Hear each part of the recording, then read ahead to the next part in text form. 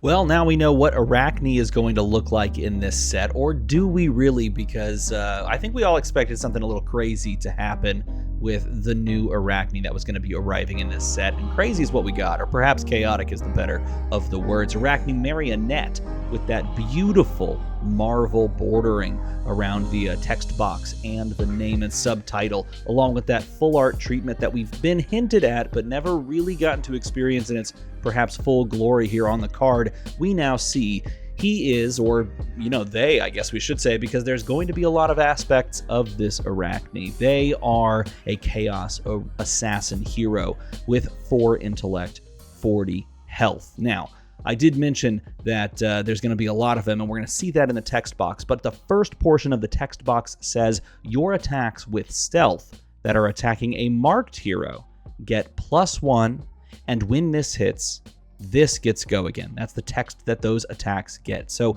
first things first, any of your stealth attacks, well, first of all, stealth attacks generally are 0 for 3s on their red variant. So any of those attacks are going to immediately push a breakpoint and basically get go again, which is a beautiful little nod, by the way, to the Arachne that we saw in Solitary Confinement, where the first stealth attack gains go again, and then of course you can continue on from there with another attack or some daggers or something like that. So a nice little nod to the design of old of a previous Arachne, but then we dive a little deeper. Now here's the cool thing. For those that don't know, Arachne was debuted in Dynasty, and it was debuted through the assassination, or the regicide, if you will, of the Emperor of Volcor. I had the dubious honor, perhaps is the best way to say it, but for me it was a distinct pleasure to reveal that card to you, that hero to you, in fact. And, well, when they told me about this hero, they specifically used the word they for them. And we didn't really know why. Perhaps they're just never going to reveal the face under the mask, was my original thought. But, well, it turns out that's not necessarily the case, because there are many, perhaps, personalities or aspects under the mask. And we know that because at the beginning of your end phase, if an opponent is marked, you become a random agent of chaos. Your health does not change. Now, I have this on the actual video itself, but I will attempt to scroll to the portion where they showed off all of the aspects, or in this case, the agents of chaos behind this Arachne Marionette. So this is Arachne and Arachne's band of merry agents of chaos. I don't know if that's the right way to put that, but we're doing it that way. Arachne, as you can see, encircled by the agents of chaos that Arachne can, of course, become at the end of a turn. And keep in mind, in order to do that, you have to have marked your opponent. At the end phase, of course, you can transform into one of these at random. And how cool will this end up being? Well, we don't actually know, but look at these different aspects, and you can kind of start to draw some parallels to maybe what they do, maybe how they play. Originally, when you're looking at these, you can see like the far right Arachne trap door is very Metrics inspired. And then some of them are a little bit more I guess, undistinct, a little bit more generic. The one right next to Trapdoor, Orb Weaver in the top right, I guess the second to last on the row, does appear a little bit Mysterian, perhaps, from Mysteria, but I don't think these are like region locked in that sense. It doesn't appear to me that they would necessarily be hinting at a region at this point, and especially now that we know that you're going to transform into one of these at random. I think it's going to really mix things up as far as what each of them do. You're going to have to play to a lot of different outs now. And do keep in mind, in order to transform into these, you have to actually mark your opponent. So let's look at something really quick, because I think this is going to matter hugely with how this hero actually functions. So we've talked about this before with the other heroes as far as what marking actually looks like. This is the card that we can use essentially as a litmus test, or as what marking will actually function as. This, again, is a Draconic instant called Proclaim Vengeance. It costs you nothing. It's a red, so it doesn't block for anything as well, of course, because it's an instant.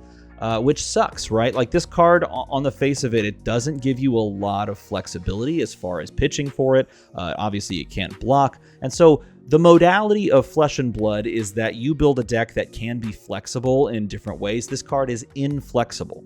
The only thing it does is it marks target opposing hero And if that hero is Arachne, you get a point, a resource point, and a piece of energy, if you will. So all this to say that an entire card that you would add to your deck is the cost of marking an opponent. Now, with the understanding that Arachne is going to transform into one of these different things, and to mark someone doesn't tie into Arachne's hero effect at all, you're going to have to play cards that mark or equipment that mark a hero. So to me, this leads me to believe that the other random agents of chaos are going to have powerful effects. This is my assumption, and they're going to be powerful, obviously, in different ways, in different respects. It could be that they're powerful versus different classes, but I don't think so. I think instead they're just going to have distinct abilities that in some cases are going to be better and in other cases will have less use case. But in general, I would describe, because again, his entire effect, really the entire posse, the entire effect is that you're bouncing in between these different aspects of chaos, trying to, navigate the narrow way through the madness. To do that and have any consistency or any success in a trading card game means that those effects are going to have to pay off at some point. Otherwise, the hero will just be unplayable. Giving all of your stealth attacks +1 and if it hits go again is good. It is very good on the face of it. But if you mark your opponent and then immediately just never become that version of yourself again, then it will not be good. So that would lead me to believe that one of two eventualities are going to come to fruition. One, the hero abilities for each of the Agents of Chaos are going to be very strong. Or two, you somehow keep the Arachne text. Either they reprinted it on all of the aspects of Chaos, or you have like the second one next to you, which I don't believe because it does say transform into them. So to me, it doesn't seem like the second one where you keep the Arachne text, get the +1 and the on hit, as well as transforming.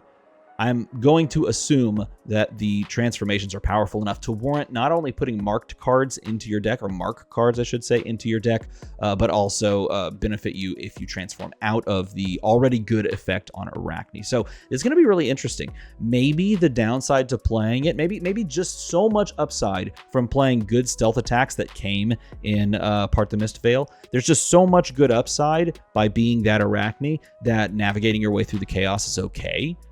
But to me, it seems like if there's going to be any sort of play for this hero, it will be because those transformations are powerful inherently. And marking continues to appear to be the name of the game with this set. You're going to be marking and you're going to be creating fealty tokens. We talked about fealty tokens with relation to Fang and, of course, with Syndra. But there are plenty of cards that we can see here that care if you mark, or by allowing you to mark, you get a benefit. As you can see here, when this attacks a marked hero, you create a fealty token, so on and so forth. So as we saw, the name of the game most certainly is going to be that. And with this brand new Arachne, it's going to be very interesting to see how you navigate your way through these transformations. Just a quick little tangent, they did show the young version. Do keep in mind they can't just do Arachne because that hero already exists in name, so they did Arachne Web of Deceit. Same exact text, 4 intellect, 20 health hero, but that's Arachne. That's what we know so far, and I'll tell you what, that is a really interesting effect, and a really very powerful on the face of it effect by giving all of your stealth attacks +1 if you're attacking a marked hero. Very cool. Now, the other thing that I know no one is going to mention, because this is never a topic for anyone to talk about ever, except perhaps me and like 1 or 2 other people that make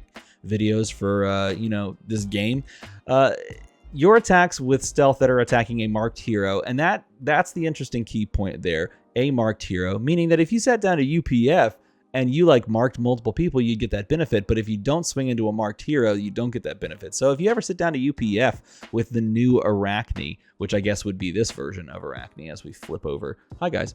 As we flip over to the young version. This version, if you sit down with this version of the young Arachne, you would have to target a marked hero to get that benefit. Otherwise, you would have to find a way to play out your turn. So this hero in like a multiplayer scenario, which by the way, UPF super fun, especially this time of year, you should play it. This has some like little interesting drawbacks, kind of like what ninjas have in UPF as well, where they're almost locked into targeting one person for the turn. Arachne here locked into targeting someone that they mark in order to get main benefits. But what do you think about this hero? Are you excited to see all of the different variants and versions? Will you collect them all? I mean, gotta catch them all in this scenario to get all of the Marvels, because we can assume that these are all Marvel printings. We can obviously see that they're all double-sided printings as well. Will you collect the entire set so that you can transform from one to the other in all their Marvel glory? Sound off in a comment below. And if you want more videos about this wonderful game called Flesh and Blood, make the number go to another number. As always, everybody, thanks for watching.